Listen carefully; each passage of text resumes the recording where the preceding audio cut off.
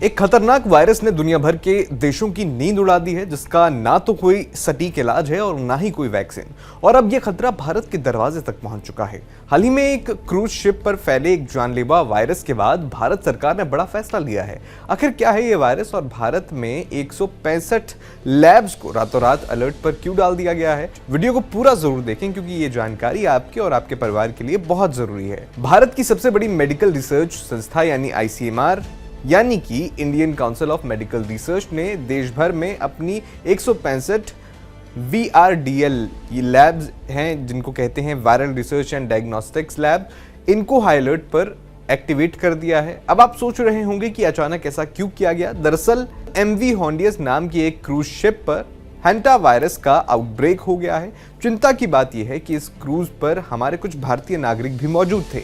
Spain में भारतीय दूतावास ने पुष्टि की है कि 2 भारतीय नागरिकों को सुरक्षा के चलते नीदरलैंड्स भेजकर 45 दिनों के लिए क्वारंटीन कर दिया गया है। राहत की बात यह है कि फिलहाल उनमें से किसी में भी लक्षण नहीं है, लेकिन ICMR कोई रिस्क नहीं लेना चाहता। अगर विदेश से आने वाले किसी भी व्यक्ति में इस वायरस के लक्षण दिखते हैं तो इन 165 लैब्स में RT-PCR के जरिए उनके सैंपल्स की तुरंत जांच होगी। 165 लैब्स के इस नेटवर्क का मतलब है कि अगर देश के किसी भी कोने में कोई संदिग्ध मामला आता है तो हम तुरंत उसे ट्रेस कर सकते हैं।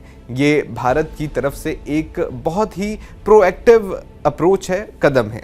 अब आप कहेंगे कि हंटा वायरस तो चूहों से फैलता है, तो फिर इतनी घबराहट क्यों है? आमतौर पर हंटा वायरस संक्रमित चूहों के मल मूत्र के संपर्क में आने से इंसानों में आता है और इंसान से इंसान में नहीं फैलता। लेकिन इस बार जो क्रूज पर आउटब्रेक हुआ है वो हंटा वायरस का एक बेहद खतरनाक स्ट्रेन है, जिसे एंडीज वायरस कहा जाता है।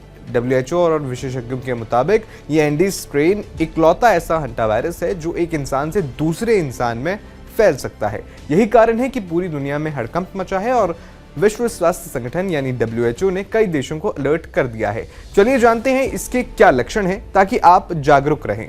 रिपोर्ट्स बताती हैं कि इसके शुरुआती लक्षण डेंगू या फ्लू जैसे होते हैं। बुखार, मांसपेशियों में भयंकर दर्द, सिर दर्द, पेट में दर्द और उल्टियां आना इसके मुख्य लक्षण हैं। लेकिन घबराने की कोई बात नहीं है। एक्सपर्ट्स ने साफ कर दिया है कि भारत में अभी कम्युनिटी ट्रांसमिशन का कोई खतरा नहीं है।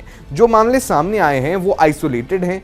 भारत की बायो सर्विलांस प्रणाली पूरी तरह से तैयार है और निगरानी रखी जा रही है। बाकी आपका कोई विचार हो, कोई सवाल हो तो कमेंट बॉक्स में जरूर बताइएगा।